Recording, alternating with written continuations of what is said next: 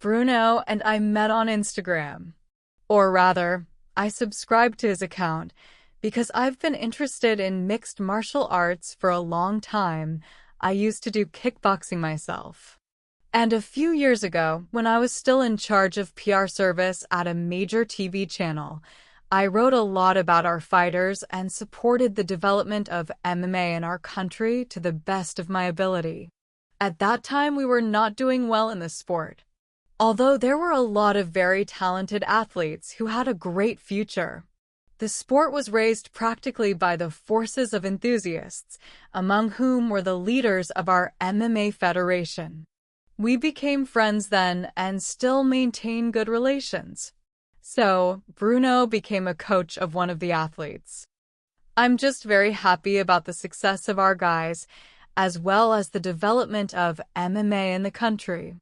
I haven't worked in the media for a long time, but I still have ties with many editorial offices, and periodically I am approached for materials, including those about sports. Editors love the way I write, and I've always loved this job. So when I saw Bruno's interview, I thought it would be interesting to record an interview with him myself, if I could. Really, I like him myself. And not just because he's very handsome. Although, perhaps, this is subjective, because these are the kind of men who, for me, are the most handsome. He is a serious, respected by all, a man to whom many people look up to, and not only the best athletes. It is true that I do not socialize much with men now. My childhood friends have almost all moved away. Many men with whom I have been friends in recent years are married, and more often spend time with their families, of course. And my lifestyle has changed a lot in recent years for the worse. There are fewer out-of-town trips and sports weekends, which I've always loved. I have a few very good friends with whom we can talk about art, education, business, do something interesting, but not to discuss men, social, or personal life. Personal I do not discuss with anyone for a long time. But they do not share my extreme hobbies. I can do all this only with men. And these men taught me all the most interesting things: to drive a car, to ride, to shoot, to ski and snowboard. And I also always loved to watch them, admired them very much. I cannot explain how I feel it, but I madly like it all. Men's smiles, shoulders, gestures, humor, ingenuity, their ideas. Anyway, I listened to Bruno's interview and just admired him, recognizing all the traits I've always loved in men. But I don't even hope to like someone like Bruno, because my business is so bad right now that I haven't tried to have a relationship with anyone for a few years now, until I pump up my economy and inner supports. I seem to have lost them completely after a series of events that almost broke me.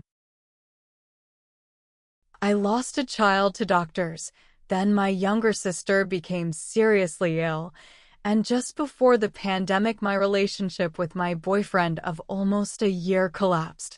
And also after the breakup I had to leave our common circle of friends, whom I loved very much. As I wrote above, my way of life, that I was dear, weekly trips out of the city to nature, all without which I could not live. Now it is unavailable. And then came the quarantine, my projects fell one after another, my income plummeted, and I plunged into a complete vacuum. I didn't know how to live at all. No one close to me, including my parents, has no idea how lousy I am now. I don't tell anyone about anything. But I don't do anything about my personal life either. I have a small apartment in a good neighborhood.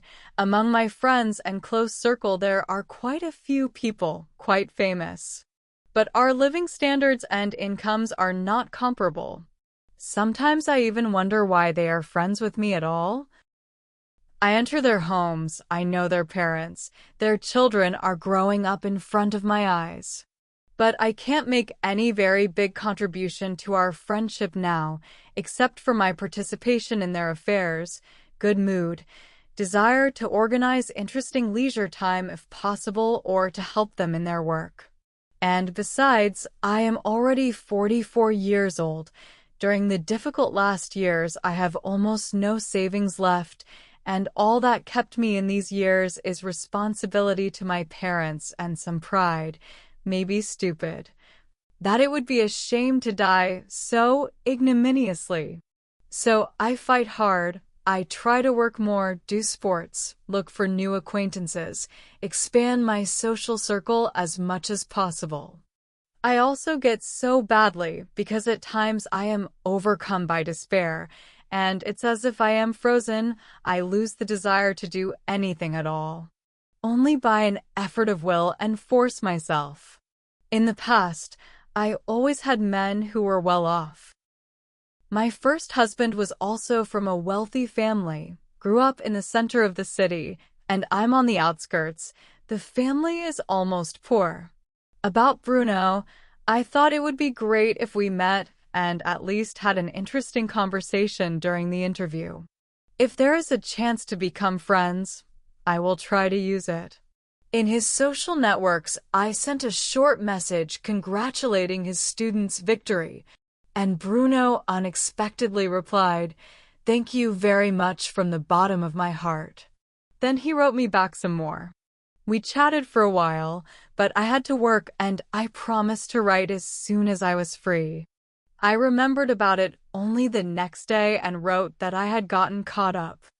I didn't save our dialogue. I don't remember the details, but he said almost immediately, "Would you like to meet for dinner tonight?"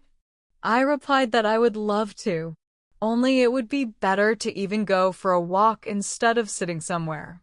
He said he'd love to, and wrote something like, "I really miss a woman's attention, you know." I expressed surprise, but of course I was lying. I just did not know how to tell him that I saw his interview, where he talked about the fact that for 10 years after the divorce is all alone. He has no time for a personal life. He devotes everything to work and his students. He not only trains the best athletes, he also trains young children for free. He has a very large section, including children from disadvantaged families. In general, I did not discuss his personal life. I just dropped the subject. We met and walked for probably an hour. Then we chatted for a long time over tea, and all that time we talked nonstop about everything, it seems. About people, life, books, and sports. They talked about work and about the fact that better than any comfort, a vacation in nature somewhere with tents, in Spartan conditions. He told about how he likes to fish, shared his coaching worries, told about his students, on whom he has high hopes. He was a very tough athlete himself and had every chance of becoming a world champion. But due to health reasons, he had to leave the sport and went to work as a coach. And now his dream is to raise a champion himself.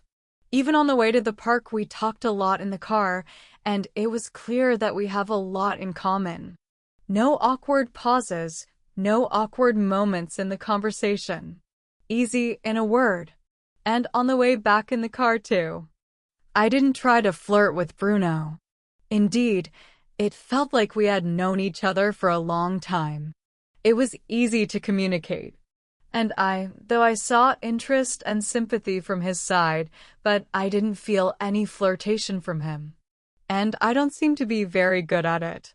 My relationships with men most often started as if by themselves, with friendly communication. I often didn't even notice that a man wanted something more. I was aware that this guy I like, but did nothing to like or get closer. I always had friends who were very bright. Guys liked them more than me. And with men used to be friends, and I often missed this moment when they appeared no longer friendly interest. Until I'm not nailed to the wall with some question, like, "Will you meet me?" My ex-husband once said to me, like, "Didn't you see that I fell in love with you from the first day of dating?" In the last relationship, however, I was already completely unfrozen, so I guess I let the man know earlier that I really liked him. But so carefully, without shortening the distance.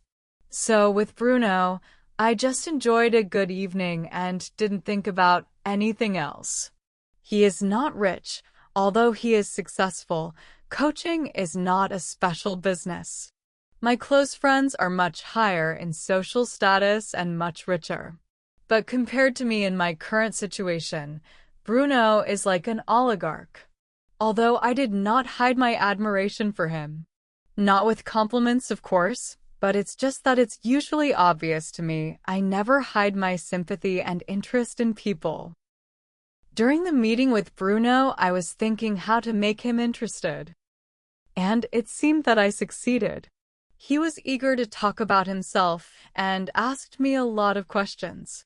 After all, I had recorded dozens, if not hundreds of interviews, even some very high-profile ones.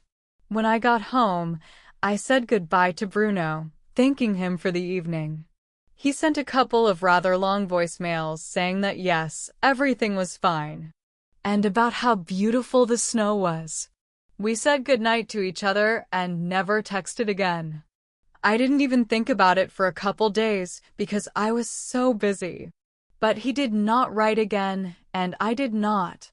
The first meeting he himself offered, and if after that he did not keep in touch, then, obviously, does not want to communicate.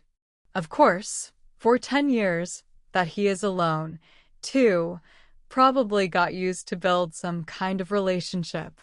But he's definitely not shy. And I'm sure that many women like him, and they pay attention to him too.